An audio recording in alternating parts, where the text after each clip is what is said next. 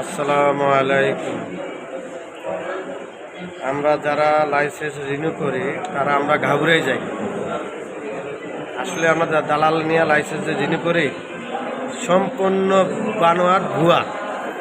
আমি নিজে বিআরটিসি আইলাম, রানাঘাট দেখাইলাম, বিআরটিসি গেটে ঢুকলাম, উনি বলতেছে যে নিকুঞ্জ এক জায়গা যান, সেখানে গেলে আপনার পরীক্ষা হলো। আসলাম, আমার এক বড় ভাই সহ দুই ভাই একসাথে আসলাম।